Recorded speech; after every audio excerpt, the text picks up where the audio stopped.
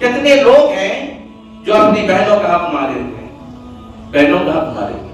ان سے کہو تو کہتے ہیں بہن کی شادی میں ہم نے خوب خرچ کیا اور بڑا سا میرج ہال کیا اور بڑی سی شادی کی، خوب جہیز دیا، خوب ڈیمانڈیں تھی ان کی، ان کو پورا کیا۔ میاں وہ تو آپ نے اپنے نام و نمود کے لیے کیا تھا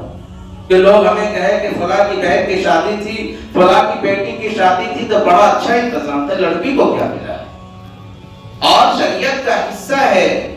شریعت کا حکم ہے کہ میراث میں بہن کو دینا ہے۔ اب بہن جب آنے آ جائے تو منہ پھلا لیں گے، جھگڑا کر لیں گے، لڑائی کر لیں گے، اور بہن بھی سوچتی ہے کیا جائے ہم بھائی سے لڑائی کر لیں، کیا جائے بھائی سے دشمنی مول لیں گے۔ اب کیا کرتے ہیں، آپس میں بیٹھ جاتے ہیں، معاف کروا لیتے بہن سے۔ کوئی بہن دل سے معاف نہیں کرتی،